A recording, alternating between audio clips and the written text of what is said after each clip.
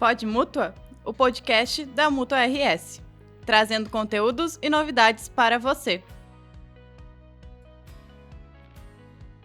Eu sou o Pablo Palma, então seja bem-vindo aqui ao Pod Mútua. Hoje temos a presença do diretor da Secretaria de Obras Públicas do Rio Grande do Sul, Miguel Medina, e o engenheiro Vitor Rampel, diretor de transportes da Metroplan.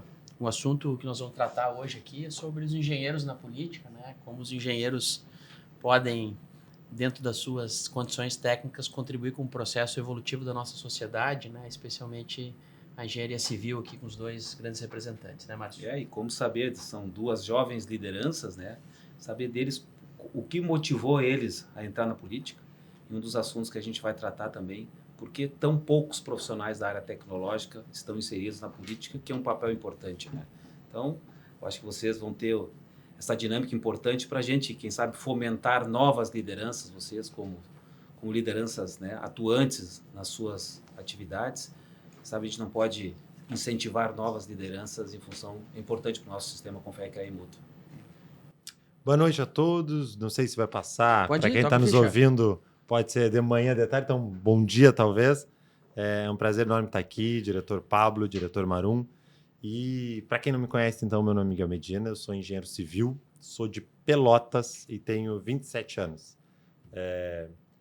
Conheço um pouco dos nossos sistemas, CREA, fui presidente, coisa que eu gosto sempre de falar, da nossa Associação de Engenheiros e Arquitetos lá de Pelotas, porque apesar das nossas associações serem entidades pequenas, elas têm uma representação do impacto que a gente pode desenvolver muito grande. A gente acaba se dedicando de corpo e alma para conseguir desenvolver as nossas entidades. Então, em primeiro lugar, vou saudar a todos os nossos colegas engenheiros, arquitetos, geólogos, enfim, que estão lá dando vida nas nossas associações, porque ali é a base do sistema, né? É ali que a gente conhece os problemas, as dificuldades do mercado e das profissões.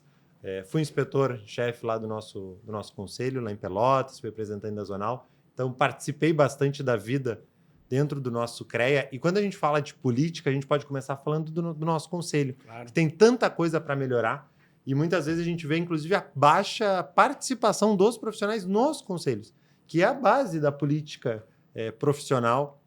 E, claro, quando a gente olha para a nossa sociedade, tem mais dificuldades ainda, então a gente acaba entrando para a política propriamente dita, política de Estado ou política partidária.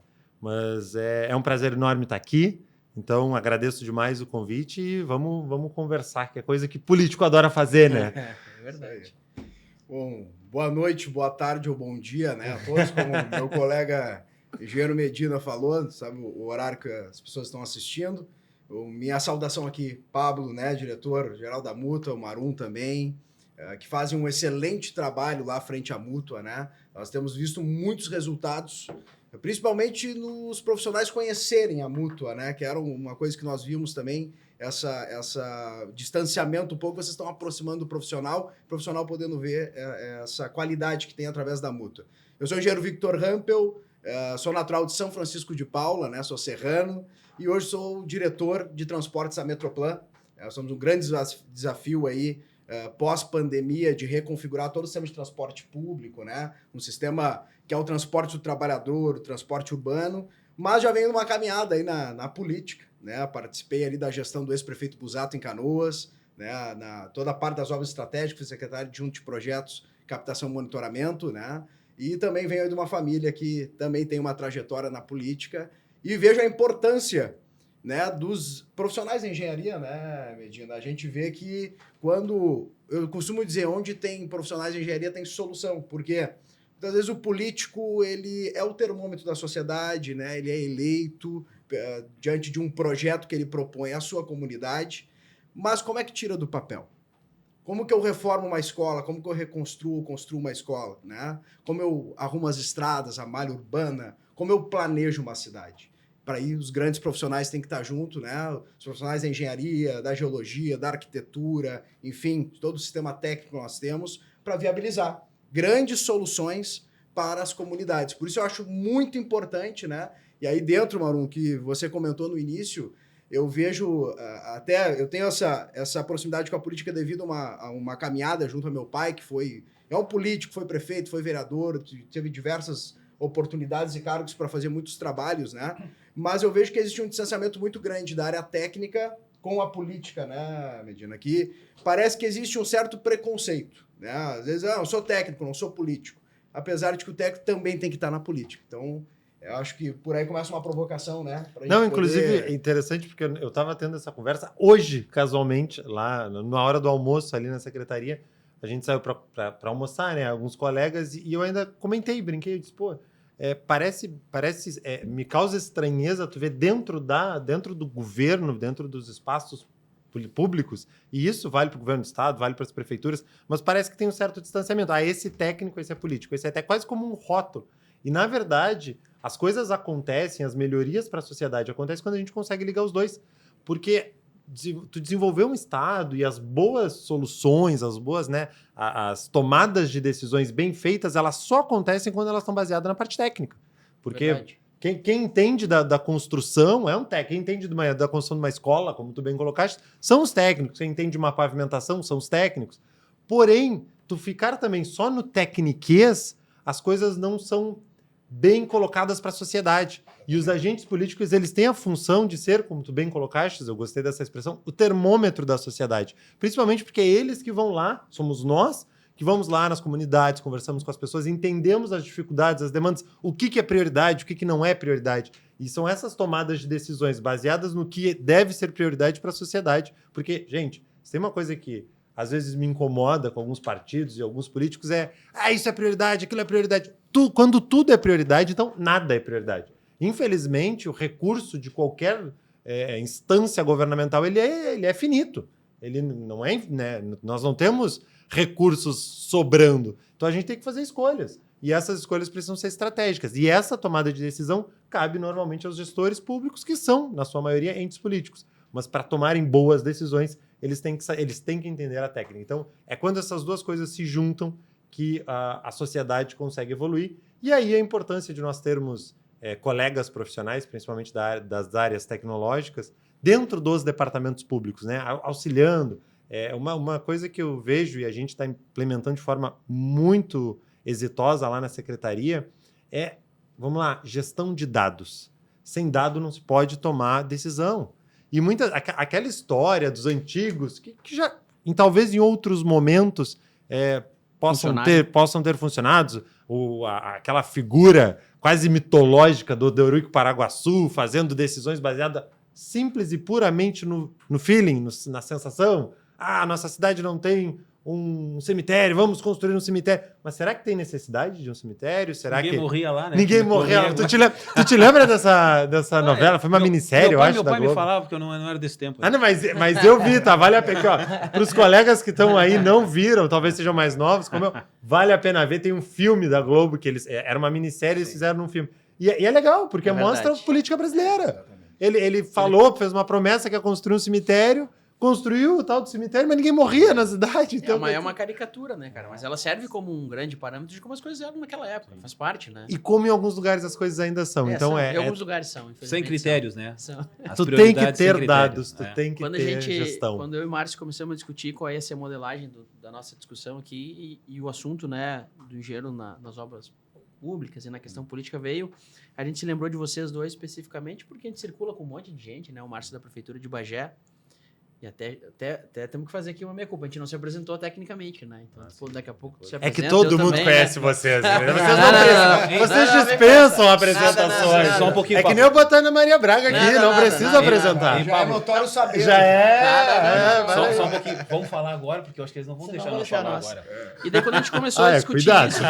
Corre esse risco. Quando a gente começou a discutir isso, né? E justamente bem na linha do que vocês falaram, né, cara? Vocês são os caras que vêm de uma geração que fizeram esse giro, né? Da chave em que vocês estão tentando desprender a questão da diferenciação do técnico e do político, né? Nós não somos tão mais velhos que vocês, mas a nossa geração tem essa barreira.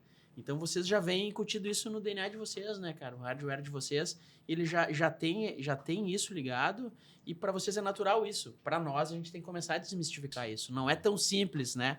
Tu falando assim, de forma muito eloquente sobre o assunto, ele fica muito fácil de entender, mas para quem tem uma geração a mais, não é tão simples isso. Então, a gente trouxe vocês justamente para mostrar para esses caras do lado de cá que a conversa tem que ter um outro tom e, quem sabe, né, minimizar, né, esse tipo de relação que a gente tem com os engenheiros que participam dos processos políticos. E a importância que a gente vê, né, dos municípios, praticamente todos são do interior, vamos dizer assim, né, da carência das secretarias técnicas de ter técnicos. Quantidade de gente, muitas vezes, despreparadas, porque muitas vezes tem deficiência, o prefeito, eu preciso elencar alguém, e o partido indica aqui, indica ali, e muitas vezes são profissionais que não têm nenhuma experiência, não têm nenhuma vivência daquilo ali. Claro que muitas vezes eles não são bobos. Eu vou assumir uma secretaria que eu não sei, eu vou me aconselhar de um técnico, vou chamar um cara, vou chamar algum outro assessor para me auxiliar no início, mas ele tem vida própria. Ele vai querer determinar. Contando um pouquinho, fazendo um parênteses, assim, falando um pouquinho da minha cidade, tinha um colega nosso, engenheiro, muito questionador da prefeitura de Bagé, que questionava os prefeitos que indicavam secretários não sendo técnicos.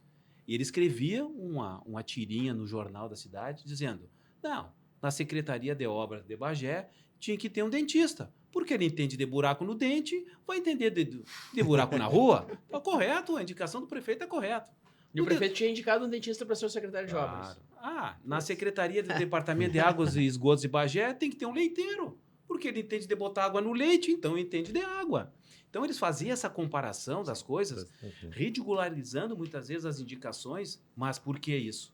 Porque nós não estávamos inseridos no sistema. Exatamente. Com certeza, se tivesse vocês, que são novas lideranças, que com certeza vão galgar muito dentro da política, e vai ser importante para o nosso sistema, vocês que estão aí, o Teodoro também, né? Grande Colorado, que vai vir à frente aí, né? O homem vai ser pai, né, tchê? Vamos parar um pouquinho do assunto sério para comentar isso aqui, né? O homem vai ser pai, tchê. Meus parabéns aí ao vivo, ó. Não, mas eu já me convidei, Medina. 1 ano já está garantido. Ah, é? Vou tentar me convidar até lá. Nós somos partidos diferentes, Tá mas pode ser que o aniversário seja suprapartidário, tchê. Já vou fazer um encontro partidário. Vai ser um chá de fralda, Vai ter uma soluções. cerveja de fralda, vamos dizer assim. Chá de fralda não, uma cerveja de fralda. Mas Isso aí. comentando assim, eu acho que dessa importância vocês, eu acho que estão quebrando certos paradigmas, né? Referente a isso, né? De incentivar novas lideranças, porque a gente tem carência disso. A gente Sim. tem carência nos municípios, da atividade técnica nas secretarias técnicas. Eu, quando fui inspetor-chefe de Bagé, o que eu fazia? Quando o prefeito indicava um secretário técnico, na época foi um arquiteto, não é difícil, mas muitas vezes eu mandava uma carta para o prefeito elogiando a atitude do prefeito, fazendo tudo da importância, né, um conhecimento técnico na área técnica. Mas por que o prefeito muitas vezes não bota no departamento jurídico dele não sendo um advogado? Por que ele bota na área técnica um cara que não tem conhecimento? Por que ele bota muitas vezes, claro, na área de saúde, na outras, muitas vezes tem que ter um apoio técnico, o cara tem que conhecer. Mas eu acho que essa mentalidade nós temos que implementar, nós temos tecnologia para isso, de levar para os prefeitos. Mas não adianta só na vontade.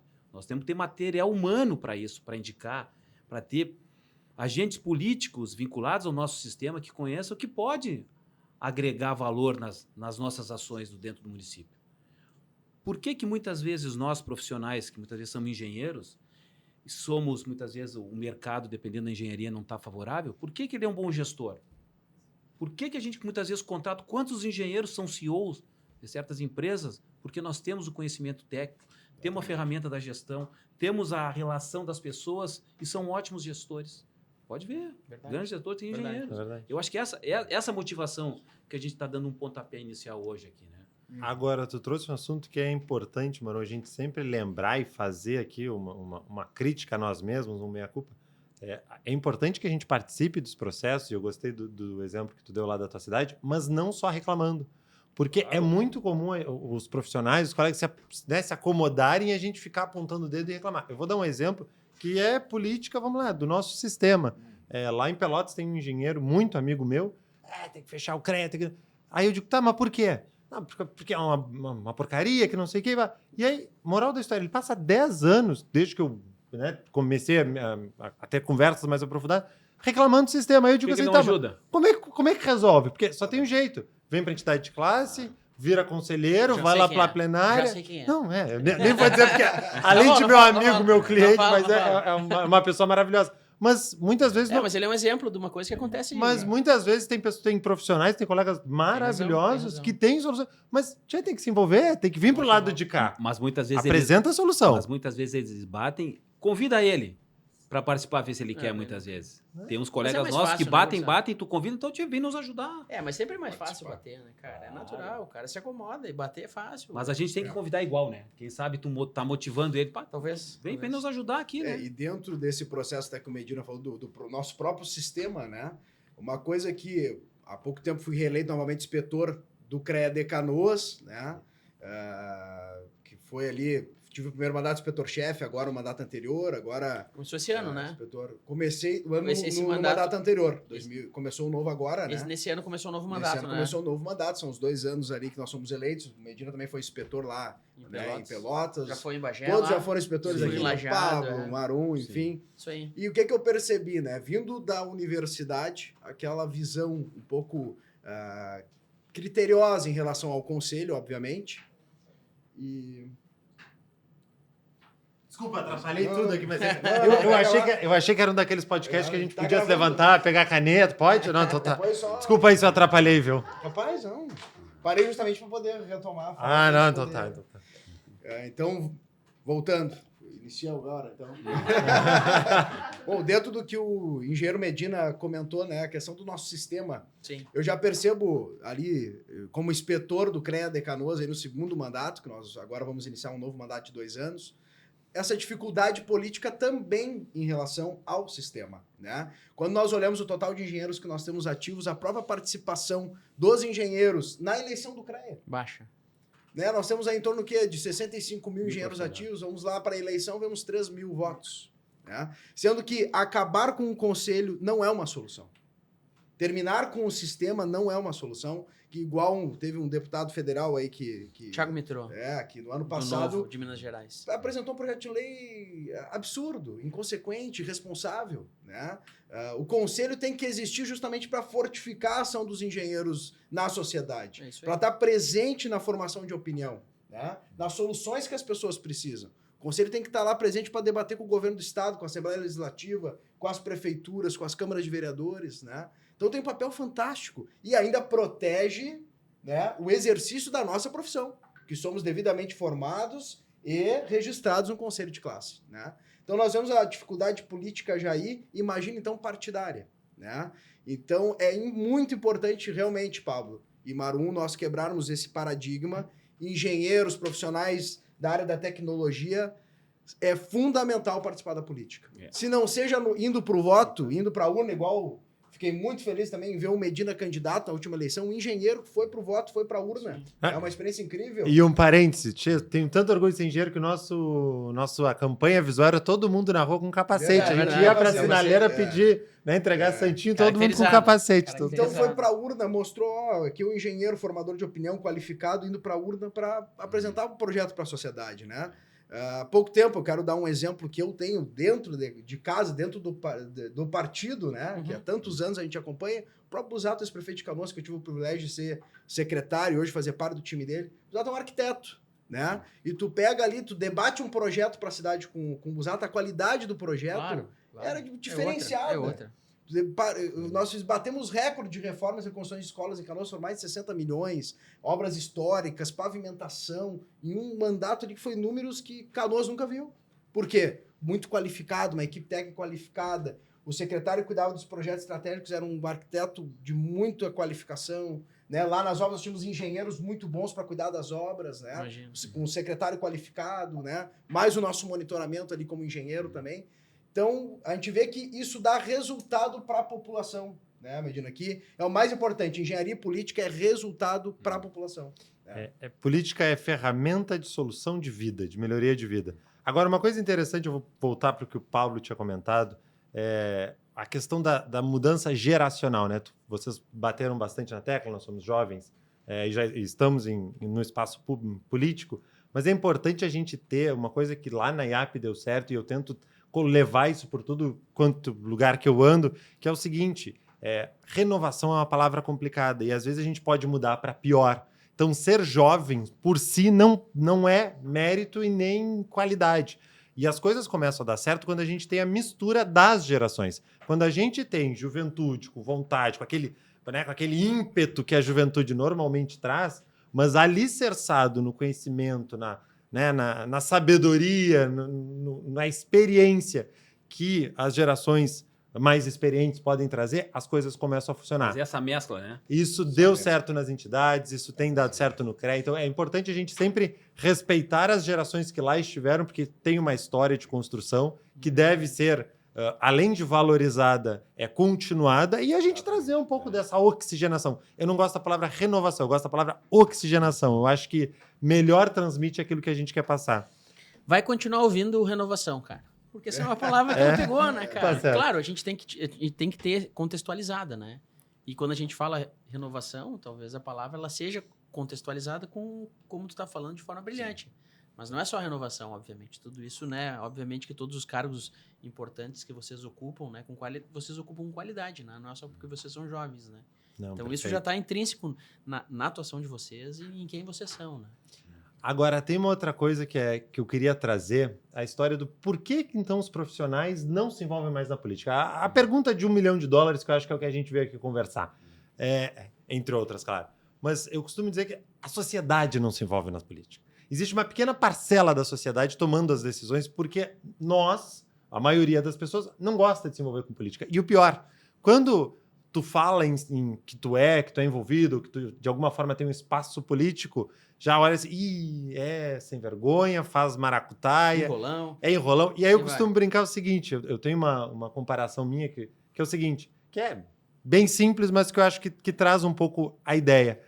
A política é como um copo de água suja em cima de uma mesa. Porque a política é suja.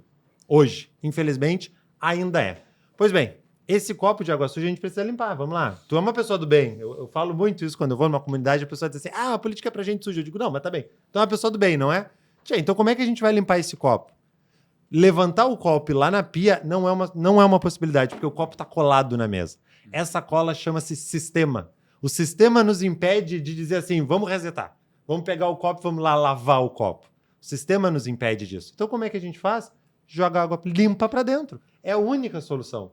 O que eu chamo de água limpa? Pessoas do bem se envolvendo na política. Então a gente só vai conseguir mudar o sistema quando tiver muita gente do bem entrando para limpar esse copo, para ir transbordando a sujeira que tem lá e a gente empurrando.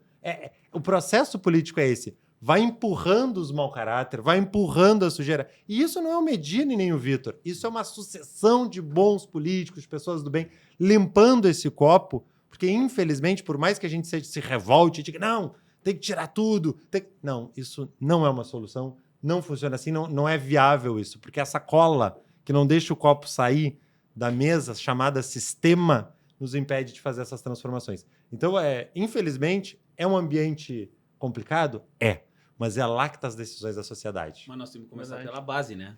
Perfeito. Eu acho que nós, profissionais, e principalmente as entidades de classe, eu acho que tem um papel importantíssimo, né? Porque elas têm um nome. A minha entidade tem mais de 53 anos. A minha entidade foi fundada antes da inspetoria do CREA.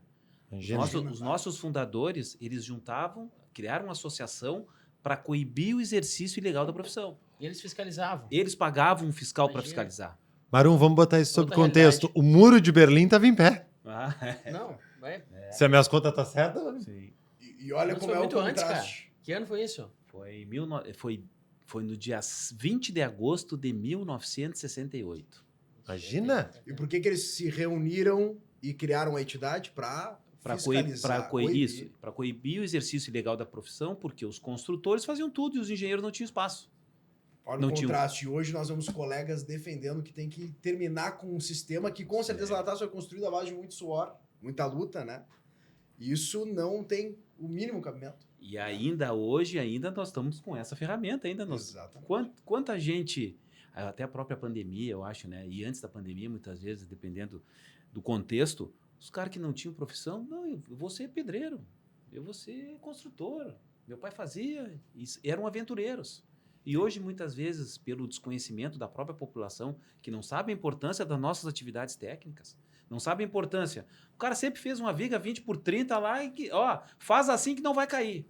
E muitas vezes o leigo vai muitas vezes podia fazer uma viga com menores esbeltez, com mais economia, com mais rapidez. E isso eu acho que o sistema peca porque a gente não faz esse contraponto. Nós não somos valorizados, nós devemos nos valorizar como sistema. E eu acho que muitos dos nossos conselhos, a gente faz uma meia-culpa também, que a gente não valoriza as nossas profissões. Tu acha que isso é um problema de saber se vender ou um problema de ter uma dificuldade de ler a história de forma correta para aplicar ela novamente e não ter os mesmos erros? Não, eu acho que nós temos que nos vender como profissão. Qual é a importância? Não adianta dizer, nós somos importantes, nós somos 80% do PIB, tem um profissional da área da engenharia, da arquitetura e da agronomia. O que adianta isso? A gente gera riqueza. Mas o que gera hoje, propriamente dito, do cara contratar um profissional? Se o cara puder, não tiver fiscalização, o cara vai contratar a obra irregular e vai fazer. Se vai cair, o cara fez daquele tamanho e nunca caiu, ele vai fazer igual. Entendeu? Mas a gente tem que, como eu estava voltando lá, a gente tem que começar nas entidades de classe. Participar dos conselhos, que muitas vezes, conselho, mas tem que participar. Vai num evento, isso aí eu pequei como era. Muitas vezes tu vai a um evento e tu ficava lá esperando. Pô, os caras não me chamaram. Sou presidente do núcleo, sou inspetor-chefe. Não, mas não é que tu tem que fazer. Tu tem que fazer que nem o presidente de bairro. O presidente de bairro chega lá e vai lá no mestre de cerimônias da prefeitura e diz assim, eu sou fulano de tal, estou representando o bairro tal. Tu tem que fazer isso no mestre de cerimônia. Vai chegar, vai lá o fulano de tal. Aí o cara chegava, diziam todo mundo, só faltava dizer que era o dono da casinha do cachorro. E nós, profissionais, estávamos representando num evento, não nos chamavam. Isso aí, muitas vezes, a gente pecava. Nós temos que nos estar inseridos dentro do sistema. E começar por aí. Vou fazer uma provocação para vocês nas cidades. Pelotas, quantos engenheiros tem na Câmara de Vereadores de Pelotas? Vereador? É. Eu vou dizer, eu sei essa informação, mas por uma casualidade. Não, uma absoluta casualidade. Pelo seguinte, teve um evento lá do CREA na Inspetoria de Pelotas e eles queriam saber quantos engenheiros eram vereadores e eu não sabia responder. Hoje eu sei. É um. Dos 21 nós temos um, mas tem um parênteses importante, que não exerce a profissão. Então, ou seja, de 21 eu posso dizer que nós não temos nenhum. E lá em Canoas? Canoas, nós não temos nenhum engenheiro lá. Em Bagé, também não. E eu... Lajeado, Estrela... Nada. Não, e eu vou além. E é na Câmara de Vereadores que vão discutir o plano diretor da cidade. Todas as regras que nós temos que cumprir e pensar quando a gente vai, né, construir, passam por lá. E na realidade, muitas vezes... Exatamente. Muitas vezes vão se discutir índices construtivos. Imagina o que passa técnicas. na cabeça deles, eles não sabem o que é isso. E vai aos bons portões. Vocês já ouviram uma história assim sobre como Curitiba em determinado tempo foi uma cidade modelo assim para as outras cidades? Vocês já ouviram isso? E vocês Naturalmente. já se perguntaram por que disso? Não foi por causa do arquiteto. Não, também, mas... Por causa dos túneis dos ônibus. Não, o que mais também. conhecido Isso de também. Curitiba é tudo também. Mas os tubos. Um dia, tem um tio que é engenheiro civil, a gente estava comentando sobre isso e ele me contou uma história que quando eu fui me preparar para conversar com vocês, eu fui pesquisar. Então ele me disse que Curitiba foi aquilo porque teve uma sucessão de 14 prefeitos que foram engenheiros. 14. Desde 1962 até 2004, 90% dos caras eles eram engenheiros, químicos, civil, das mais diversas áreas, mas foram engenheiros. Então, se foi isso ou não, né, a gente não vai saber. Mas que Curitiba foi uma cidade modelo por muito tempo, por causa das administrações, e todo mundo, especialmente nós do Sul, tinha ela como modelo, foi. Foi por causa dos engenheiros ou não? É a pergunta que fica. As outras cidades não tiveram. Depois de 2004, daí entrou advogado, entrou pessoas com outra formação. E daí, gradualmente, Curitiba deixou de ser uma referência em várias áreas. E aí? O que vocês acham? Tu acha que isso pode ser um indicador de que uma gestão de um engenheiro com esse conhecimento que a gente pode levar para a sociedade, ela pode fazer diferença numa gestão, especialmente de uma cidade, que obviamente é um menor núcleo de onde a gente vem? Já vou fazer a provocação para eles. Hoje nós estamos iniciando um novo governo em São Paulo, com que foi ministro. Um engenheiro. E um engenheiro. Um engenheiro que agora vamos ver como é que... Na maior aqui estão colocando a gente uma saia justa. Ele se preparou para fazer perguntas difíceis, mas vamos lá. Na maior cidade do país, na maior cidade do país, né? Que a gente já vem acompanhando. Eu tive a felicidade deles nos deu uma palestra no CEBENC, que é o Congresso Brasileiro dos Engenheiros Civis, que ocorreu no Paraná. O o engenheiro Tarcísio, ele fez uma palestra praticamente de 2 horas e não pegou o papel uma vez. Todas as obras e intervenções no governo... Muito preparado. Muito preparado. Ele sabia tudo de cabeça. Eu gostava muito de escutar ele na Gaúcha, porque ele sabia, quando ele dava uma entrevista aqui, ele sabia as obras, o status que aquela obra estava, os projetos que estavam em andamento, o que estava trancando. E agora eu quero ver hoje ele como à frente de São Paulo, né? Espero que faça uma boa gestão, porque vai ser um termômetro para a gente também. Sim. Da importância de um técnico, né, à frente da maior Poder cidade executivo. da América Latina, vamos dizer assim. É, porque os predecessores deles não eram Sim. caras que tinham outra formação, né, Sim. cara? Então, realmente, a gente espera, né, e tem nele... Sim. Claro, Sim. tem uma questão partidária aí que cria um certo ranço, né, pela polarização, mas ele é um cara que trabalhou dentro do governo de esquerda. Em um determinado momento, a formação Sim, dele fez grandes política... avanços, né? Sim. É, a formação Grandes política, talvez maior dele foi dentro do governo de esquerda, né? Então ele Sim. vem para um governo de direita e tem um outro patamar de destaque, né? Mas ele realmente tem uma qualidade técnica inegável, né, cara? Independente do lado que tu veja. Foi um bom ministro. É, Foi um bom Isso ministro. isso. Agora vamos Fora ver como de é que ele vai ser discussão. como um político técnico, né? Vamos ver como é que ele consegue alavancar a cidade de São Paulo, né? Que é um... Mas dentro, Paulo, do que tu comentaste da sequência de engenheiros que foram governadores, né? Prefeitos? Foram prefeitos De Curitiba, Eu acredito que tem muito a ver, sim, porque não é que só o engenheiro seja bom como governante, né? Não, longe de ser dessa forma, mas eu acho que dá um toque muito diferencial. Por quê? Vamos pegar as grandes pautas, a gente pega as pesquisas de opinião pública, né? Quais são as grandes pautas?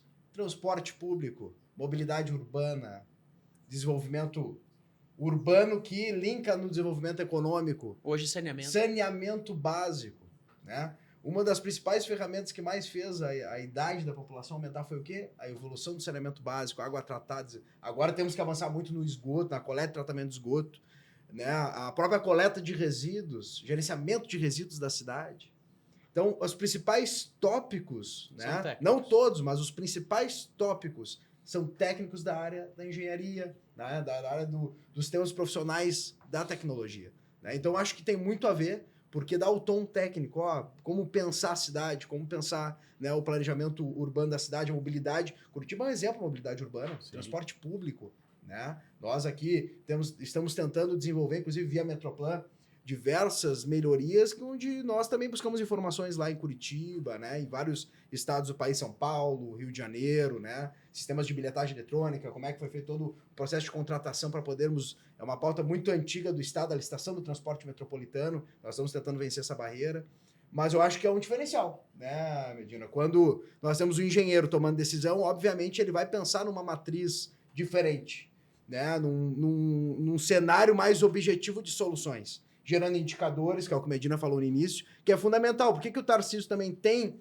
essa desenvoltura numa entrevista, né, dos números e tudo mais? Porque nós, como engenheiros, pensamos, não, o que eu posso gerar de indicadores dessas ações? Para justamente eu poder explicar isso. E tentar colocar numa linguagem também que a população entenda isso, né?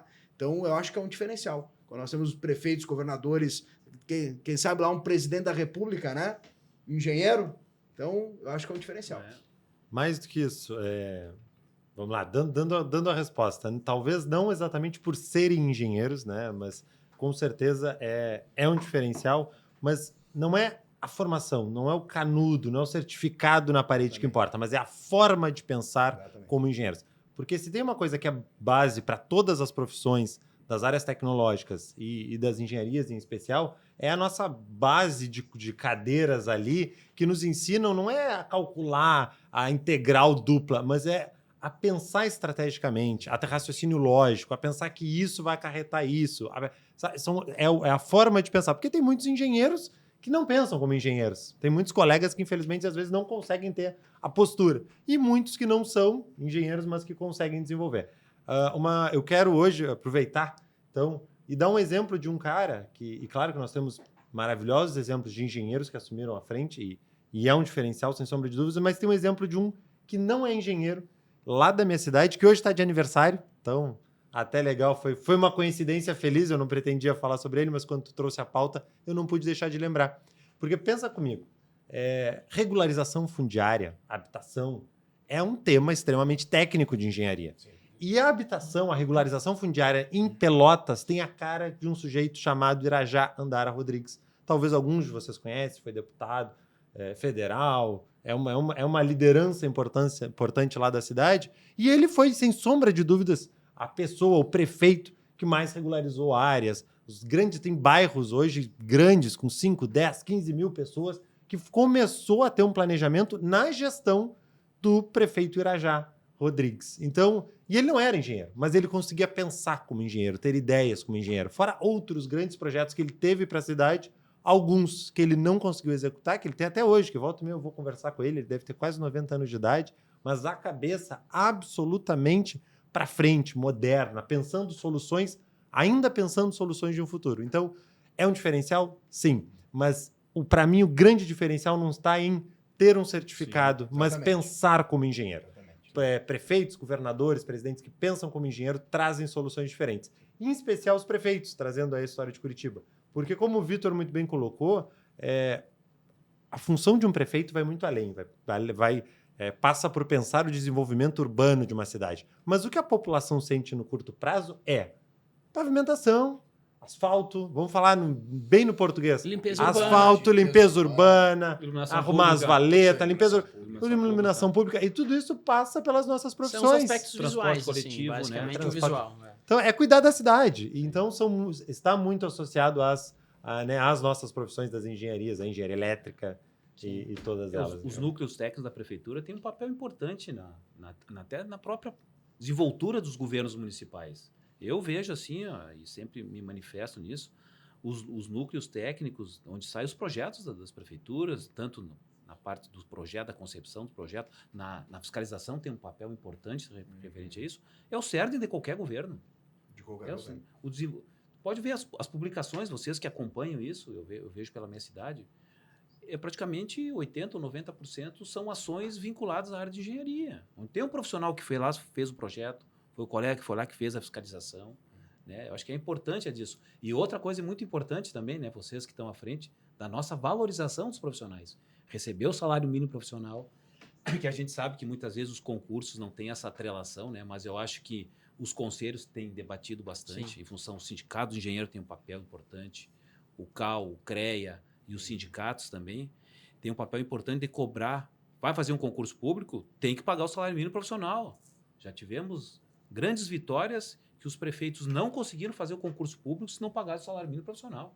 Era uma vergonha. Hoje cidades que vêm sendo monitorado pelo sindicato e as associações, se o prefeito não conseguir pagar o salário justo, não vai ter profissional. Verdade. E isso é um crescimento que a gente tá verificando, que é uma tendência importante para todo mundo, né? Curitiba, para mim, ali que eu falei, né? Para mim é meio um case. Eu fiquei meio surpreso quando eu fui pesquisar isso. Eu realmente achei que o cara que me contou essa história estava um pouco assim, talvez exagerando, né? Talvez porque o cara é engenheiro para motivar, talvez, um pensamento mágico nosso, né? Mas eu acho que a abordagem de vocês foi bem interessante. A questão, ela é a forma de pensar, né? E acaba não sendo o diploma, mas o cara é formado com aquela forma de pensar, né? Mas tu não precisa ter sido formado nas nossas áreas para ter aquele tipo de pensamento. Obviamente que formado, tu tende a ter aquele tipo de pensamento. Né? É um diferencial fundamental. É mais ao natural, né? É, Fica natural. mais natural. E quando eu falei aqui, só para não deixar daqui a pouco, né, fora do contexto, né? Quando eu falei engenheiro, eu quis dizer engenheiro, arquiteto, né? Todos os caras que têm... tecnológicas, né? Mas como nós quatro aqui somos do sistema Confecre e Mútua, né? Então a gente tem a tendência, assim, de vez em quando, particularizar a engenharia como talvez a profissão mais, né? Mais delineada para responder todos os problemas do mundo. É mais fácil falar as engenharias, tem mais profissões, aí tem um monte. E eu como geólogo, né, cara, toda vez que alguém fala engenharia, os meus colegas têm que dizer, não, engenharia é geologia. Não, cara, engenharia... As geociências. Não, geologia é engenharia, né? Ela tem todo o aspecto de... Exatamente. Então eu me sinto, né, totalmente abarcado quando essas profissões são faladas. Perfeito. Né? Agora, Pablo, me permitem trazer um assunto que a gente conversou aqui, passou por cima e que eu acho que era importante a gente comentar, na história do projeto de lei lá do deputado que queria extinguir o nosso conselho. Tu sabe que o que mais impressiona naquela história, naquelas várias situações que a gente passou ali, não é o projeto de lei em si de um deputado que tem como visão, como objetivo mobilizar a base eleitoral dele. Faz parte. Faz parte. Talvez burocratização extrema. Tá dentro do processo. O que me impressionou é a quantidade de profissionais que entraram. Exatamente. E eu entendo. Se a gente for fazer uma meia-culpa, eu começo a entender porque o desgosto com os nossos sistemas é tão grande que às vezes é mais fácil dizer assim, tem que acabar mesmo. E aí tem 2 motivos para isso acontecer. Primeiro, o nosso sistema, Conf, CREA, Mútua, tem de fato diversos problemas. Tem de fato diversos desgostos e dissabores, que a gente só tem uma forma de mudar. Entra lá para dentro e vamos discutir, vamos tentar resolver. E o segundo, que engenheiros, as nossas profissões, geólogos, arquitetos, enfim, às vezes a gente é bom de fazer. Vou trazer meio aquele slogan do Heinz, sabe? Que faz e não fala. A gente é bom em fazer e muitas vezes a gente não noticia, a gente não mostra os avanços que a gente está fazendo. Um exemplo bom disso é a Mútua, que vem fazendo aí uma gestão... vice só. Vai tá Eu cheguei. Chegar lá, Que vem fazendo uma gestão... Vou puxar o saco aqui um pouquinho. Mas que vem fazendo uma gestão exitosa e muitas vezes não... Falta até colocar... Eu semana passada recebi ainda uma mensagem no WhatsApp, uma propaganda da Mútua, falando que agora tem mais um crédito aí expresso. E que foi eu que te mandei, né? Foi eu que te Exatamente. mandei. Mas conta um pouquinho pra gente. Agora vamos mudar aqui, eu vou entrevistar vocês. Conta, Medina falou, Conta pra gente um pouquinho. E aquela questão até no início, na minha introdução inicial, eu falei que legal que vocês estão trazendo a Mútua para perto do profissional, porque eu era um que não sabia da Mútua. Claro. O que a Mútua me oferece? Hoje, por exemplo, eu tenho meu Tecnoprev lá, né? Através da Que é a Mútua. Previdência, né? Tem diversos instrumentos ali que podem ajudar os profissionais, vários colegas aí conseguindo recursos para montar o seu negócio, tudo. Então é importante, né? Para alavancar suas carreiras profissionais, Para né? alavancar suas carreiras, né? Para ter esse auxílio do sistema. Não, O gente, sistema se organizando para ajudar os E o profissionais. dinheiro é nosso, né? Exato. gente, notícia de jornal essa semana, taxa de juros lá em cima, governo tentando brigar com taxa de juros. A Mútua tem Baixíssima. financiamento aí a 0,3%, 0,4%. É barato, é barato. Chama Gente, até que é um juro subsidiado, né? O mercado tá colocando taxa de 2,5%, e a Mútua Exatamente. traz pra gente 0,4%, 0,3%, que ajuda a gente a alavancar as empresas, a alavancar a profissão. Poxa, isso é importante. E às vezes os colegas profissionais não sabem. Então, é bom que vocês possam trazer isso também. Quando a gente bolou assim, a ideia de fazer esse programa, assim, fazer essa discussão, obviamente que um dos principais motivos, né, cara, era trazer a Mútua e mostrar para ela, né? Porque daí é mais ou menos isso, né? Como é que a gente divulga a parte boa do sistema, né? Só que, eventualmente, quando a gente cria uma discussão mais densa, assim, tu tem dificuldade de inserir esse assunto, por mais que ele permeie em todas as áreas, né, cara? Porque tu não consegue desenvolver a tua profissão se tu não tiver os subsídios que a Mútua te empresta, né? Quer dizer, tu consegue, mas tu vai ter um pouco mais de dificuldade, né? Então, a Mútua te facilita em muitas coisas, né? Mas, o objetivo aqui do Pod Mútua foi justamente esse, né?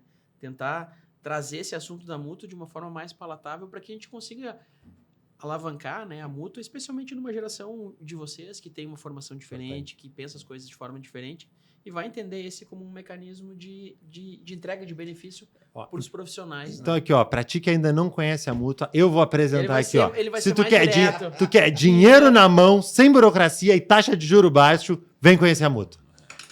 Esse é um dos benefícios. A grana que move tudo, né, cara? Ela temos e nós temos, a Mútua tem, é um dinheiro que ele vem da RT, né? Então, o Medina, que é um profissional que faz RT, o Márcio, eu, o Vitor, todos nós fizemos RT, o profissional que faz RT acessa a Mútua, tem uma série de benefícios atrelados a isso, né? Mas o maior benefício é o benefício financeiro, que tem um juro baixíssimo. Pelo menos, assim, nas nossas avaliações, assim, de pior cenário, a Mútua tem a metade do juro que tu encontra em qualquer instituição financeira tradicional. No pior cenário. E outro aspecto importante são os convênios, né? Vocês estão acompanhando aí no nosso telão aí diversos convênios que a gente tem.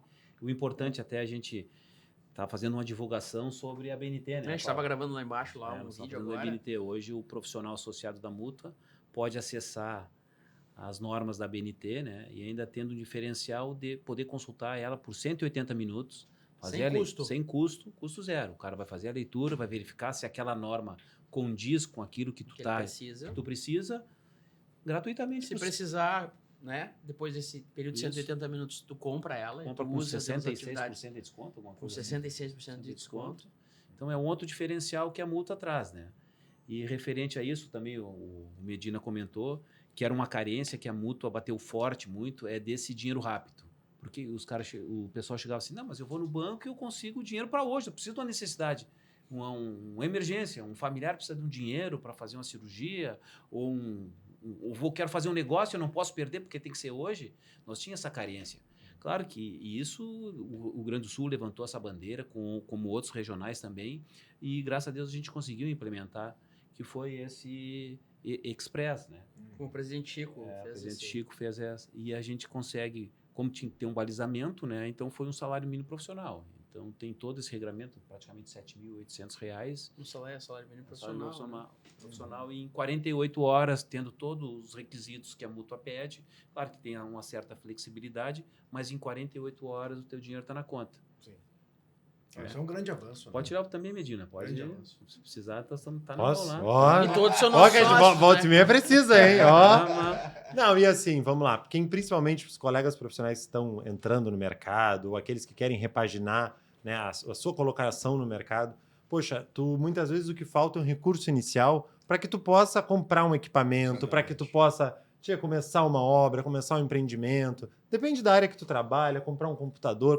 E a mútua tem a capacidade. Comprar carro. Gente, carro, a taxa de juro barato. Às vezes tu precisa um carro para te locomover, para ir nas obras. Tu tem todo o conhecimento, mas falta. Tu trabalha com topografia, tu precisa de um veículo. Quer dizer, e a mútua pode ser essa grande parceira do profissional. Então, e importante. um outro benefício que a gente verificou, que teve uma procura muito grande pelos nossos associados, é em função da instalação da fotovoltaica. Também. Legal. Em função que o pessoal questionou muitas vezes em relação ao prazo, né? E mais ou menos a taxa aquela de retorno, que é em torno de 4 anos, a mútua conseguiu ajustar esses valores e esse condicionamento que é um benefício para o associado. E a gente está tendo uma muito boa procura da instalação. Até com esse agora, pecamos um pouquinho agora em função de não ter todos aqueles benefícios, mas ainda é vantajoso, né? Vai dilatar um pouquinho o prazo daquele retorno, mas ainda é vantajoso hoje. Um colega nosso lá na minha cidade instalou, o consumo médio dele era em torno de 250, 300 reais, que era a família dele mais 3 mulheres, então gasta energia, secador de cabelo, gastava em torno disso, hoje gasta... Zerou a conta. Não, Só 20, paga as taxas. só deve pagar só a CIP. Em torno de 20 reais, 25 reais paga de energia. Né? Então é uma vantagem, né? E até a valorização do próprio imóvel, né? Imagina tu vender um imóvel hoje com todo esse sistema.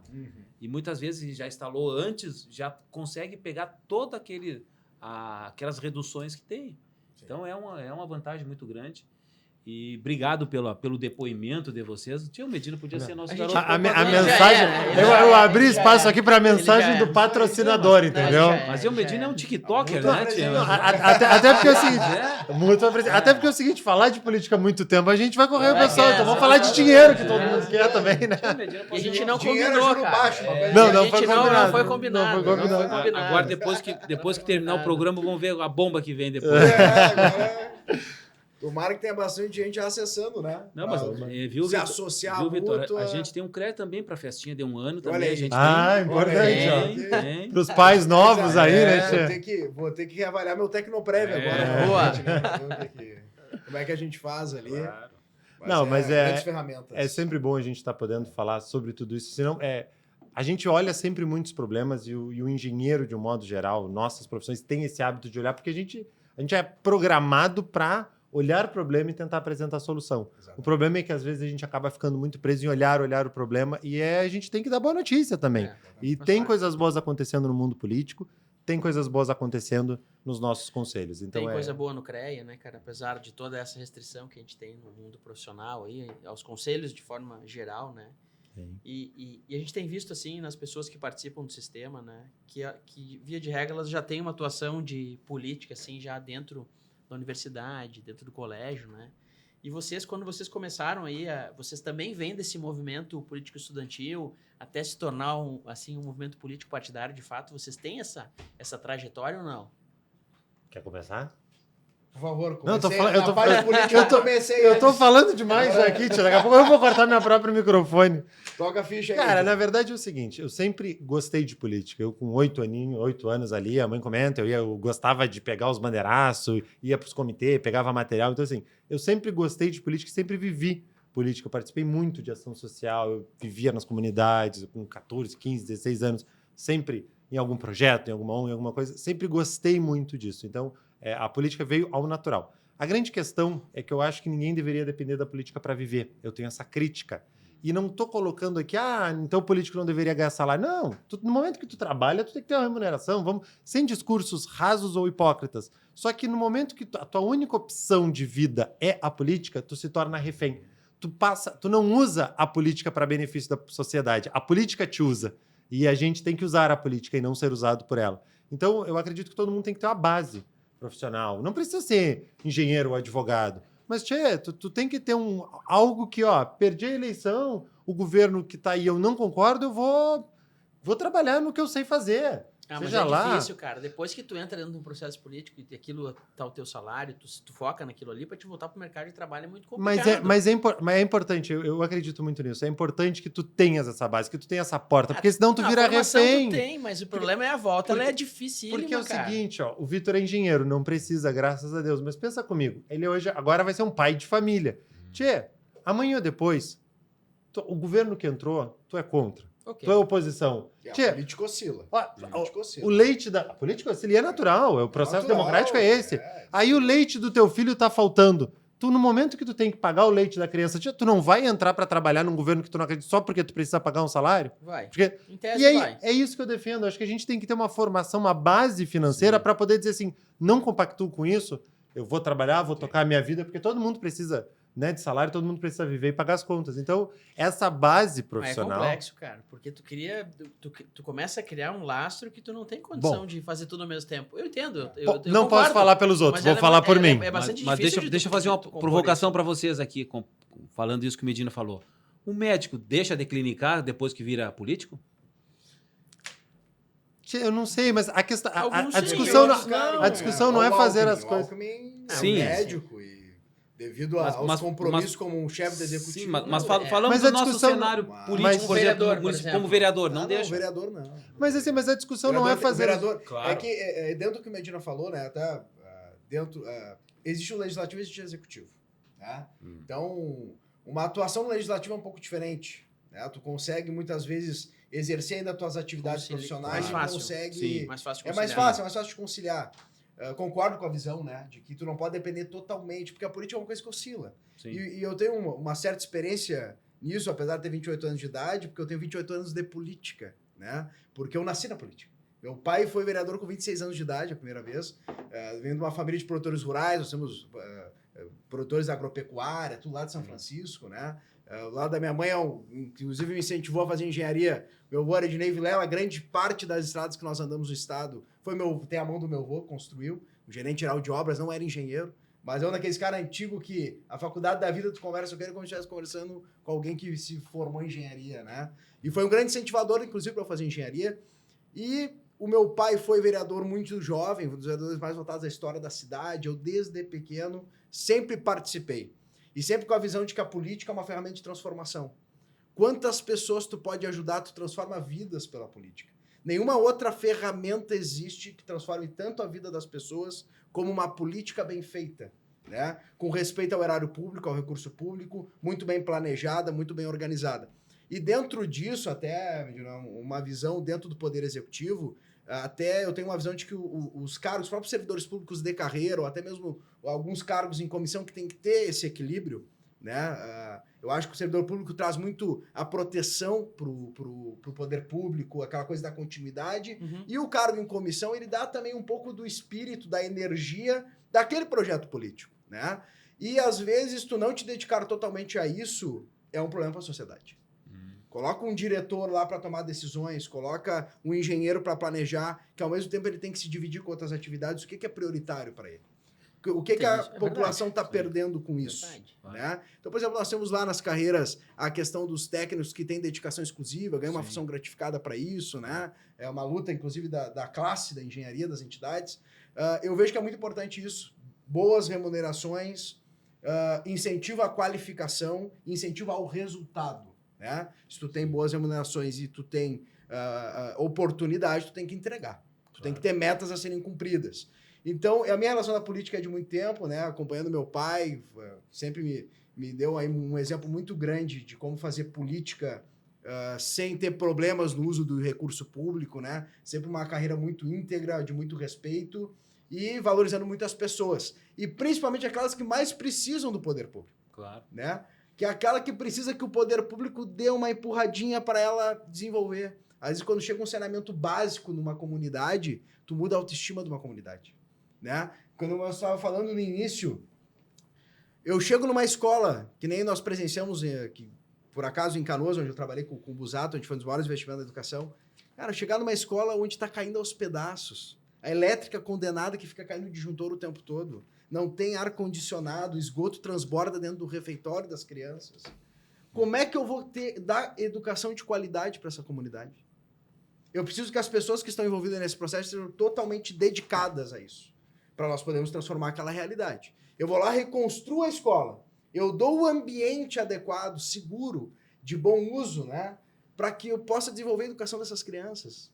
Né? Eu pego um posto de saúde caindo aos pedaços, a pessoa chega mal e ainda está dentro de um ambiente desagradável. Sim. Como é que eu faço isso? Né? Esgoto a céu aberto na frente da casa.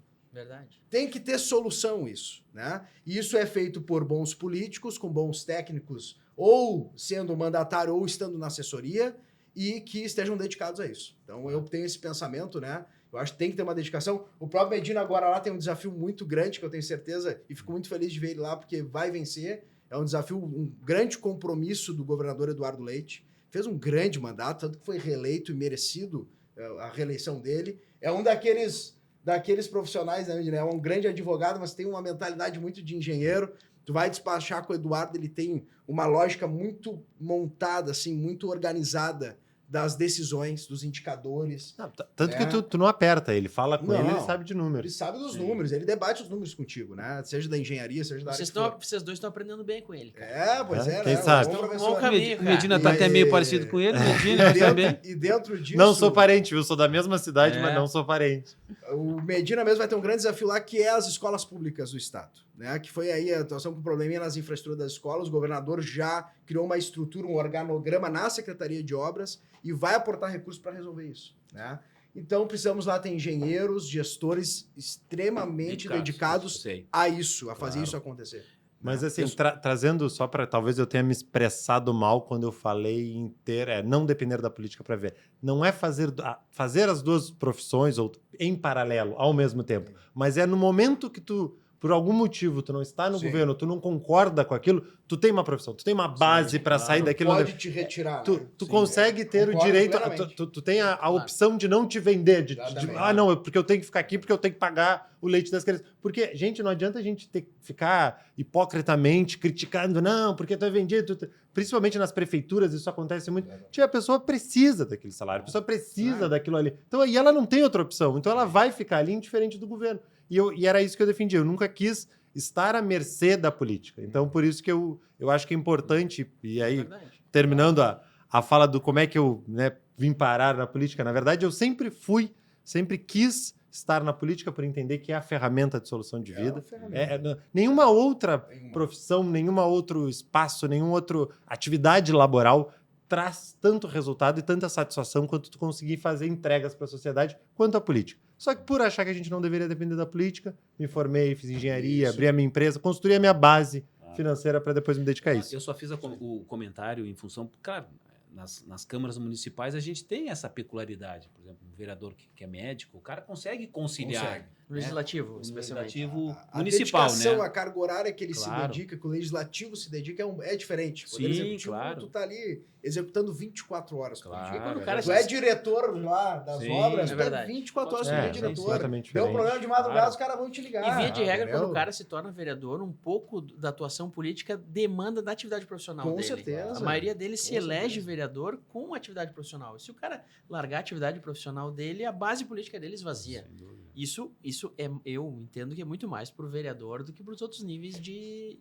legislativo e executivo até, né? O vereador é um papel completamente atípico, porque tu tem, por exemplo, Câmara de Vereadores, que o salário de vereador chega a ser os municípios muito Sim. pequenos, R$2.000. Tu não vai conseguir fazer com que o médico desista da profissão Claro. para aquele salário. É diferente da gente estar falando aqui no fácil, âmbito sim, estadual, sim. onde tu tem Sim. a direção. Outro. Agora, eu quero aproveitar o gancho do Vitor e falar um pouco das escolas, né? Eu hoje estou como diretor na Secretaria de Obras, e a Secretaria de Obras hoje, claro, nós temos todas as outras obras, mas há um viés estratégico das reformas e das melhorias das escolas do Estado, que é um desafio enorme, porque as estruturas, isso não é culpa de A ou B, mas é de uma sucessão de governos, enfim, estruturais e problemas estruturais que nós chegamos a um ponto de absoluto caos nas estruturas das escolas. E nós já fizemos. E aí vem a parte técnica da coisa. Porque o primeiro grande desafio era diagnóstico. Nós temos 2.241 escolas no Rio Grande do Sul.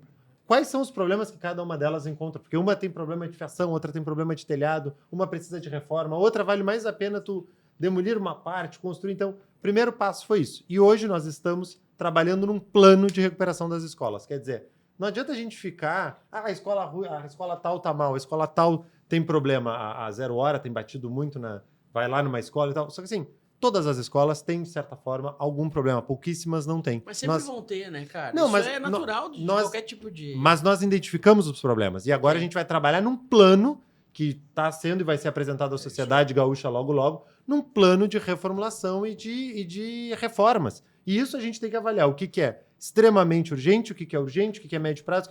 Mas a gente conseguir enxergar a escola como um todo, e essa é a grande virada de chave que está tendo hoje na gestão da Secretaria de Obras e do Estado do Rio Grande do Sul, que é tu enxergar a escola como um todo. E não ir lá atender uma demanda. Atende o telhado, mas a pintura está ruim. Não. Vamos tentar enxergar a escola de uma outra forma. E aí isso vem ao encontro de tudo que a gente vem conversando aqui, que é o papel do profissional. Hoje eu vou aproveitar e fazer a saudação, então, a secretária de Obras, arquiteta e urbanista Isabel Mate, que é uma pessoa com absoluta capacidade de estar conduzindo esse processo junto de muita gente competente. Mas então, assim, esse é o nosso grande desafio, as escolas. Exatamente. Nós fizemos um diagnóstico, esse diagnóstico foi apresentado, o governador apresentou isso para a sociedade gaúcha, e hoje nós trabalhamos num plano de recuperação de reformas. Agora, tem que saber... Quanto tu, como engenheiro civil, está inserido dentro desse processo e qual é o teu papel dentro desse planejamento? Bom, hoje, na secretaria, eu estou como diretor e não como engenheiro exatamente. Então, a minha função ela é mais gerencial, perfeito? Ela é mais estratégica. Eu estou lá eu não sou o cara que vou lá fazer o projeto de reforma. Nós temos técnicos do Estado, concursados, absolutamente qualificados para isso. Mas, claro... Tu ocupa essa posição porque tu é engenheiro. Mas como engenheiro, no momento que tu visita uma escola, essa semana eu estive na CREA ainda, tu não tem como não olhar isso e pensar soluciona aqui, soluciona ali, exatamente. Ou nas formas de contratação, enfim. Obviamente que a gente, cada processo, cada escola, cada demanda que passa na secretaria, cada projeto, a gente olha, porque tem experiência, né, na área, principalmente na iniciativa privada, mas tem experiência técnica da construção. Então, mas o nosso desafio hoje, ele não é, o meu desafio em especial, já que tu colocou, ele não é de uma escola ou de um projeto, mas é olhar as 2.241 escolas do Estado do Rio Grande do Sul e trazer soluções para a gente conseguir, da forma mais eficiente possível, resolver. Por quê? E aí o Vitor trouxe, eu sei que eu estou me prolongando, mas entrou num assunto que, né? Porque o Vitor trouxe uma coisa importante. A escola é a mudança da sociedade que nós queremos. Qualquer outra política pública não será tão eficiente e não vai resolver o problema de fato quanto a escola. Porque pensem naquele jovem, naquela criança lá do bairro Getúlio Vargas de Pelotas ou de qualquer comunidade carente das nossas cidades que tem problemas em casa, que a mãe usa algum diversos tipo de problemas, drogas, o pai fugiu, é criado. Ele sente, aquela criança, ele não tem autoestima, ele não tem visão de mundo nenhum e ele sente que ele não existe. Quando ele entrar numa escola reformada e ele sentir que aqui nessa escola eu sou gente, aqui eu tenho refeição, aqui eu uso um tablet, aqui eu consigo aprender... Ser acolhido pela escola. Ser acolhido. Aqui eu entendo que o Estado me enxergou. Aqui eu sou alguém, aqui eu sou gente, aqui eu mereço viver. Então, essa é a escola que a gente precisa ter. Se a gente quer transformar nossa sociedade, é aí, é nessa base. Quando nós conseguimos criar na ideia dessa criança, desse jovem que entra para a escola e sente, aqui eu sou gente, aqui eu tenho uma oportunidade fora do mundo das drogas, fora do narcotráfico, fora do submundo da sociedade, aqui eu posso estudar, trabalhar e ter uma vida digna, constituir família. Bom, aí a nossa sociedade se transforma. Por isso que é tão bom estar lá. Vitor, toda a sociedade tem visto que o Eduardo tem levado, de maneira geral, com a grande bandeira do governo, a educação, né? Uhum. E isso tem alguma relação que afeta a Metroplan? A Metroplan tem alguma relação com esse assunto? Tu cria alguma demanda em relação a isso que tem a ver como tu atua como engenheiro lá dentro da... Hoje, na verdade, diretamente com o ambiente escolar, não. Mas nós, por exemplo, hoje eu coordeno um programa muito importante que é o Passe Livre Estudantil, né? Na diretoria de transportes. Além de que, vamos lá, transporte público. Claro. Sem transporte, se a pessoa não tem condições de ter um carro, ter uma carona, ter um meio de... Como é que ela Que em vai para a tese escola? são uma grande parte desse Como público. que ela chega na escola? Como que a pessoa chega no posto de saúde? Se ela não tem um carro, se ela não tem quem leve? Transporte público. Então nós temos, inclusive, paralelo a isso, Pablo, nós estamos numa ação técnica muito grande, desde que agora, há pouco tempo, o Busato foi secretário da SEDUR, se tornou novamente deputado federal, né, o 4º mandato, e desde ali nós voltamos a retomar um entendimento de transporte que tem que virar política pública. Porque como é que funciona o transporte hoje? Tarifa.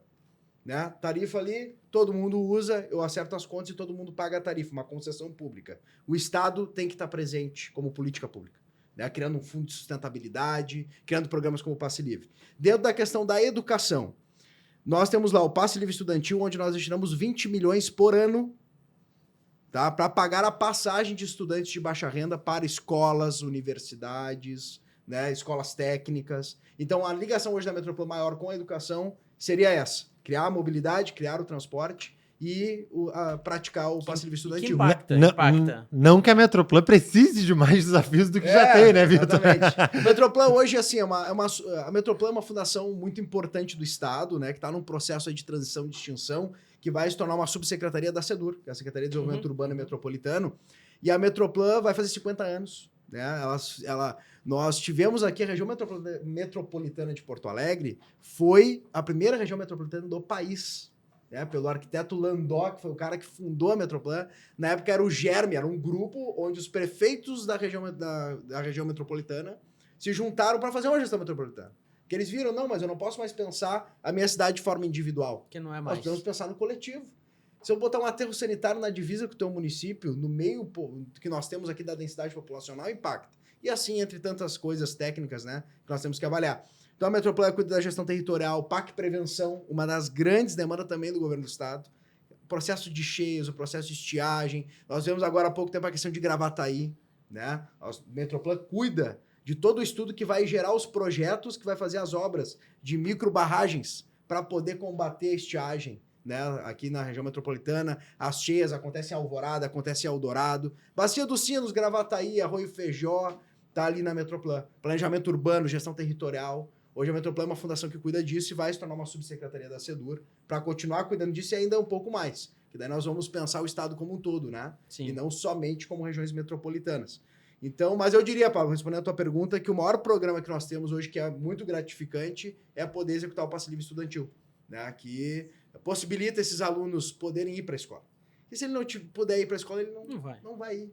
Né? Ele não, a mobilidade urbana, o transporte é o maior vetor de dar liberdade e possibilitar as coisas na vida das pessoas. E isso é engenharia. Mobilidade urbana, transporte, é engenharia. Na veia. Na veia. Falando em veia, a gente sempre brinca.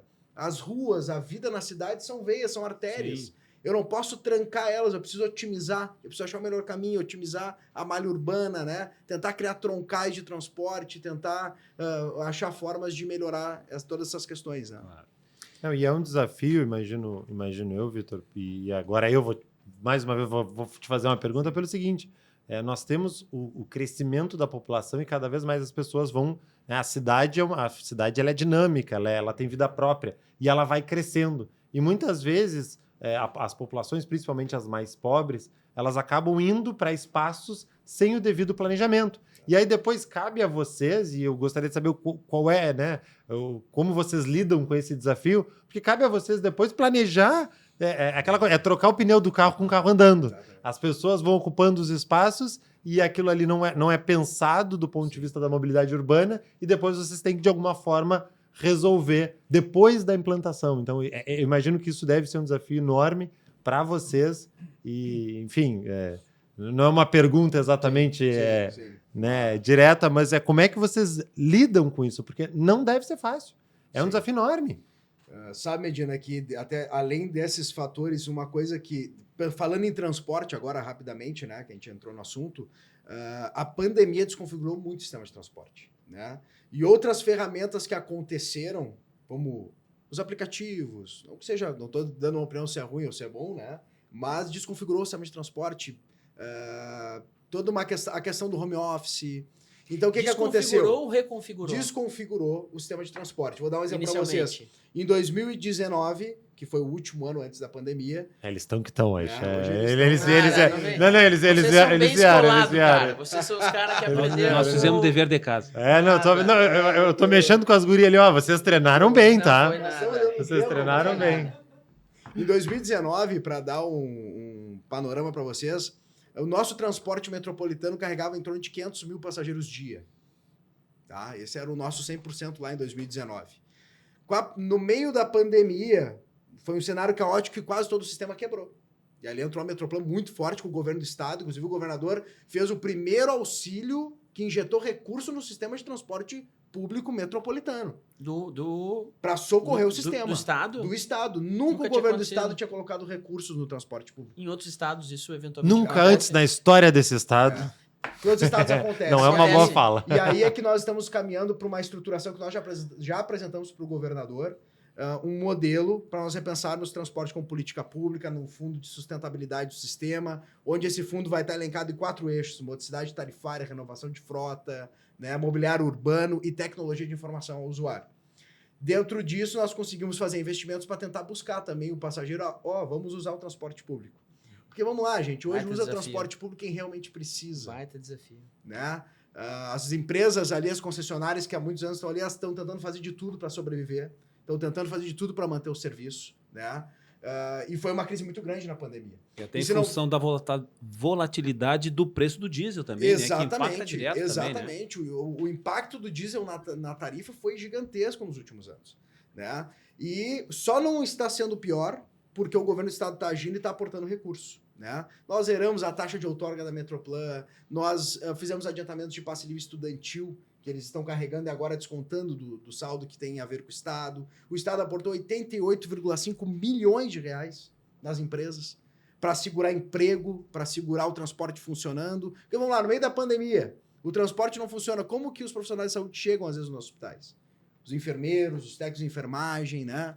Muita gente usa o transporte público. Muita gente usa o Vale, o Vale Transporte, né? Que hoje representa 70% do nosso sistema. 70% é transporte para o trabalhador, né? Chegar ao seu trabalho. Então, e hoje nós temos uma média aí de 250 mil passageiros dia, né? 250, 260 mil. Em alguns lugares, o melhor cenário, nós chegamos em 65% do que era antes da pandemia. Então, nós tivemos que reconfigurar o funcionamento do sistema, né? Porque se eu forçar o ônibus andando sem ter demanda, eu vou quebrar o sistema. E se eu não colocar, às vezes, em alguns cenários, eu vou deixar as pessoas desatendidas, né? Então, nós estamos reconfigurando todo esse funcionamento, pensando uma política nova para isso. E uma pauta muito importante que nós temos que resolver, que é uma pauta também que o governador está muito atento e nos cobra aqui de andamento, é a licitação do transporte público, né, do metropolitano de Porto Alegre e dos nossos demais aglomerados. Porque a Metroplan não é só a região metropolitana de Porto Alegre. Nós também cuidamos do aglomerado do Litoral Norte, do aglomerado Sul, lá Pelotas, Capão do Leão. Grande Capão do Leão, né? Capão do Leão. Vamos deixar claro aqui. Da família da minha mãe. Olha só. Ela lá são Capão do Leão. É dono da metade do Capão do Leão. Estou falando aqui com o homem. Cidade muito boa. E nós temos, inclusive, por curiosidade, na Metroplan, 3 hidrovias de passageiro. A hidrovia Porto Alegre-Guaíba-Catsul ali é nossa, daí da Metroplan nós gerenciamos. A hidrovia São José do Norte Rio Grande, que é um grande polo. É um grande polo, porque ali nós temos, né, o estaleiro de Rio Grande, uma demanda muito grande de trabalhadores, um fluxo muito forte para Rio Grande. Por enquanto, porque sonhamos com a ponte, viu? Já vou deixar aqui registrado, sonhamos com a ponte. Então, por enquanto, a hidrovia está ajudando muito lá a passagem do pessoal, né? Então, esses desafios que nós temos no dia a dia da Metroplan, que transporte impacta em tudo. E dentro do Medina, que falou das escolas, tem uma frase até que, na época que nós trabalhávamos em Canoas, o Dado sempre nos cobrava. Você tem que entender o seguinte, a escola é o corpo. Nós temos que resolver o corpo. Eu aqui vou resolver o corpo. Eu quero a escola reformada, quero ar-condicionado em todas as salas, piso novo. Nós botamos telhado, toda a estrutura metálica, com telha, com isolamento térmico, né? A iluminação toda calculada, quantos lumens lá precisava para ter um conforto lumínico lá para os estudantes poderem estudar. Enfim, toda essa questão de engenharia, para que as professoras possam cuidar da alma. Porque quando tu tem uma diretora de escola e as professoras tendo que cuidar porque vai tomar um choque no fio desencapado, tendo que cuidar porque o banheiro não funciona, né? O refeitório tá cheio de transbordar de esgoto. Como é que tu vai fazer educação? Não faz, tem como. não faz. Então, complementando o que o Medina nos falou. E tu sabe que a escola, a gente pensa na reformar a escola para melhorar a educação.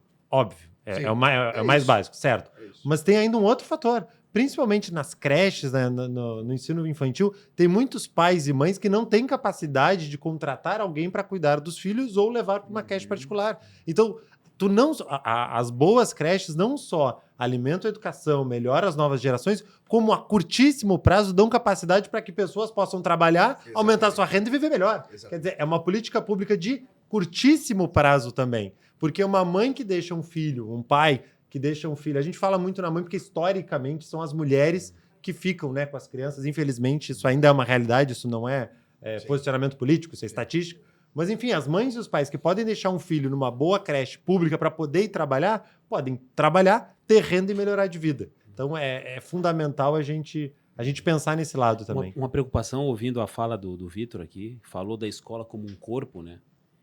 E quem é que vai cuidar desse corpo? A comunidade tem que estar envolvida.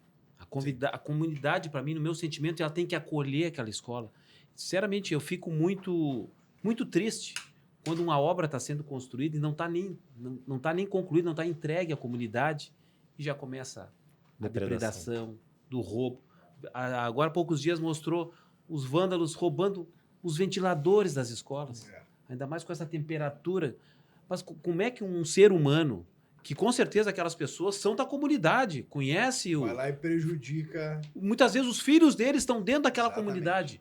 Isso aí que eu acho, que, por exemplo, acho que hoje o sistema de segurança, hoje tem que se pensar em alguma coisa e tem que ter penalidades gravíssimas, por exemplo. Todo aquele equipamento urbano, de todos aqueles recursos que foi, e aquele corpo não é cuidado pela comunidade. Isso que me preocupa, né? Mas vocês, parabéns pela manifestação de vocês. Quando a gente escolheu vocês porque são uns caras apaixonados, né, cara, pelo que vocês fazem, especialmente Demais. pela engenharia, né? Então, a Mútua tá sempre de porta aberta para vocês sabem, vocês são nossos parceiros, né? E a gente começa esse projeto justamente com vocês, né? A gente queria agradecer, vocês dar a palavra de vocês aí, vocês sabem que somos, né, vamos ser sempre parceiros nessa caminhada aí. Que bom, contem com a gente. Eu sei que o nosso tempo está esgotando, mas eu queria trazer mais um assunto, pessoal, que só para concluir nessa linha de raciocínio que a gente vem, e falando da importância dos profissionais nas políticas públicas em especial, vamos para uma área que não é tão diretamente das engenharias, que é a saúde. Uma coisa que me impressiona muito nas cidades, e talvez uma ou outra tenha esse sistema que eu vou comentar agora, mas a maioria não tem, que me impressiona o seguinte: o usuário lá do postinho da comunidade carente, ele chega hoje no postinho, é atendido, com todas as dificuldades estruturais que tem, e daqui a 2 anos ele vai num outro postinho, numa outra comunidade, porque ele mudou, enfim, teve que morar com parentes, sabe lá, as condições sociais dessas pessoas, e ele chega nesse outro postinho e a pessoa vem com papel, pegar o teu nome, Por que a pessoa que chega num posto de saúde, ele não dá o CPF dele e não baixa ali todo o histórico de saúde? Prontuário dele. O médico, a gente economizaria com tempo o médico que ia diminuir o número de perguntas que tem para te fazer, o médico bate o olho naquilo, já sabe o que tu passou, qual é o teu histórico, melhora o atendimento. Depois, se ele deu o CPF ali, sai dali, pode receber um SMS perguntando qual a sua avaliação do postinho do médico. A prefeitura, os nossos governos poderiam ter capacidade de mensurar melhor e desenvolver políticas públicas. E isso é a falta dos profissionais, muitas vezes, olhando as políticas públicas. Estou falando da área da saúde, não é a nossa área. Mas ter, né, os colegas, e deixo aqui para a gente, já que a gente está se encaminhando para o final, mas deixo a provocação para todos os nossos colegas aí que nos acompanham, são olhares assim de gestão, de dados, de evidência. Tecnologia, nós somos da área tecnológica, né? Qual é a dificuldade desse tipo de sistema? Que tu barateia, tu traz mais eficiência, melhora a qualidade do atendimento e traz economia. E uma outra provocação também em cima disso, Medina, por que a teleconsulta, por que o governo do estado não pode implementar isso? Não gera caos no transporte coletivo, o pessoal muitas vezes não tem condições de sair de casa, todo mundo hoje, grande maioria, tem um smartphone, tem a conexão da internet, tem tudo. Quem sabe que no futuro não se pode implementar no governo do estado a teleconsulta? Aquela pessoa que muitas vezes está acamada, que não consegue ter o transporte para levar no posto de saúde, por que ela não pode receber o atendimento médico da sua casa? É área tecnológica. Nós somos profissionais da área tecnológica. Muito debatida nos bastidores do governo, é a questão da implantação da telemedicina. Hoje já tem tokens, tem diversas formas de fazer, que tem grandes centrais com médicos lá, todos eles, né, devidamente capacitados e tudo mais, que atendem justamente por vídeo, atende mais rápido, não precisa do deslocamento, às vezes a pessoa pede dinheiro emprestado, às vezes, para poder ir lá no médico. Né? Então, mas grande pauta que já está avançando. O Medina e o Vitor, né, além de tem belos exemplos de história dentro da engenharia, da política, eles também são 2 sócios da Mútua, né? Então, se vocês quiserem, né, se associar que nem o Vitor e o Medina, né, entrem nos, a gente vai ter aí aqui embaixo? Não, em cima. Não podemos esquecer. Em algum lugar aqui. Não podemos esquecer. Associar. Eles têm que aproveitar, né? Agora o desconto de R$160 até abril, Isso né? aí. Tem que aproveitar agora. Sei que tu vai ter que comprar fralda, né? Mas eu já tem que pagar a multa. minha já tá paga. Já tá pago? Eu tô com medo de confirmar, mas eu acho que a minha também, viu? Eu já paguei, já. Já pra garantir. Agradecer vocês eu quero de novo, saber né? se já entrou lá aquela partezinha que entra pra Previdência ali. Quando Já tu entrou. paga anuidade, Pagou, entra- entrou. Pagou, tá lá dentro. Entra uma parte Já pra entrou. Previdência, né? Já entrou. Então, Então toda a associatividade, ela tem um Então, tu vê, dinheiro que ainda vai paga direto a pra anuidade Previdência. E ela tu retorna. ainda Retorna. pra tua Previdência. E pra quem paga a primeira anuidade, pra quem se associa, tem desconto, não tem? Tem, é menos. E tem a Previdência também. A anuidade, ela é uma Previdência e um seguro. Então, só maravilha. tem vantagem. Apesar de que ninguém quer usar seguro, viu? Mas tem Não. coisas que a gente tem que Não, mas pagar, faz parte, infelizmente, faz tem que parte, ter. né? O engenheiro gosta de administrar riscos, né? Então segurança. a gente precisa ter um seguro. Então, pra- a gente agradece vocês, né, cara? Agradece quem tá aí e a gente volta na próxima. Guris, foi um prazer. Parabéns A aí Mútua pela agradece. plataforma. Que dê muito certo, que os colegas se engajem aí no podcast da Mútua, no Pod Mútua. Muito legal, parabéns a todo o pessoal Valeu. do estúdio aí. Então, de parabéns, muito Na legal. verdade, o programa está à disposição de vocês. Vocês estão no cerne do governo, né? Então, qualquer notícia importante que seja vinculada aos nossos profissionais da área tecnológica, não se sintam acomodados. Nos procurem, nos provoquem, que esse é um programa que é para desenvolver as nossas profissões e o engrandecimento do nosso Estado. E com certeza tem dois expoentes aí. 4. Nessa mesa tem 4 expoentes aqui. Não, mas o governo do Estado, diretamente, vocês são nossas lideranças lá, sucesso. Contamos E sabe, com vocês. pode contar com a gente. Valeu. Maravilha. Obrigado, Valeu, pessoal. Obrigado a todos. Valeu. Esse foi o Pod Mútua, o podcast da Mútua RS. Foi um prazer tê-los conosco. Nos vemos no próximo episódio. Até lá!